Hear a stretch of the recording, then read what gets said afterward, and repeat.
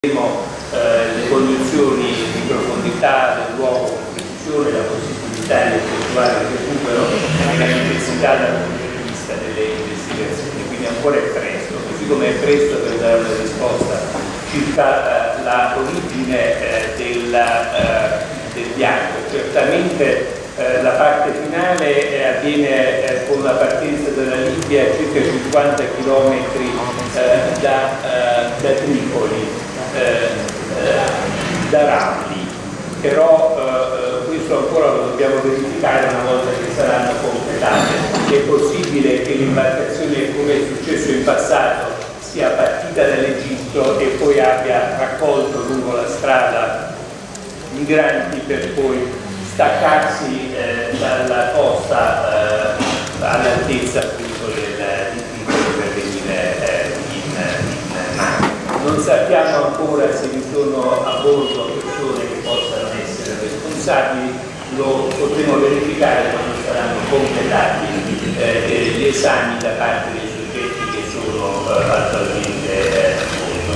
La provenienza dei migranti salvati è indicata anche nel comunicato di ieri, sono algerini della Nigeria, dell'Egitto, della Somalia, del Senegal, dello Zambia, del Bangladesh. Per quanto riguarda la questione del Mare Nostrum, certamente non può essere fatto carico a Triton di questa vicenda. Anche durante il Mare Nostrum vi furono alcuni terribili disastri, nei quali sono stati anche oggetto di indagini da parte di questa sarà certo non facile in questo caso, visto che il battello proveniva dalla Libia e zona in questo momento è al di fuori di ogni possibilità di controllo. Certamente possiamo dire questo, che le modalità operative con le quali oggi la Marina Militare e le marine di altre nazioni europee nell'ambito dell'operazione Frontex e Triton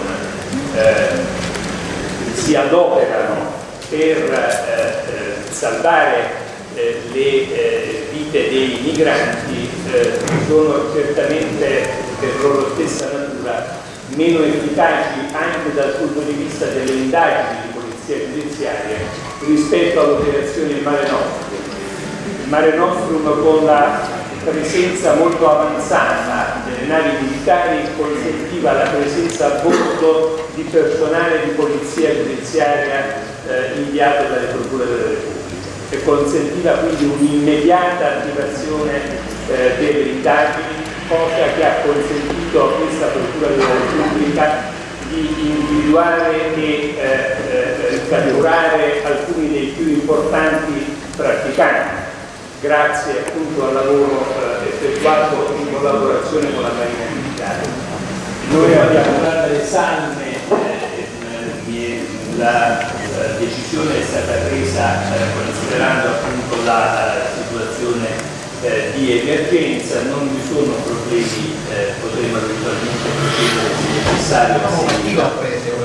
L'ha presa la Guardia Costiera, ma hanno interpellato noi e abbiamo dato nulla osta. L'indagine riguarda tutto quanto, però non ci sono in questo momento ipotesi di responsabilità. Noi esamineremo le scatole nere, esamineremo tutto quello che è necessario. Ma se arriva su un mercantile, se tu stai trovando un mercantile, io dopo queste parole non andrei a soccorrere nessuno. C'è un obbligo giuridico di farlo, comunque come le ho già detto, non è certo questo l'obiettivo della Procura della Repubblica.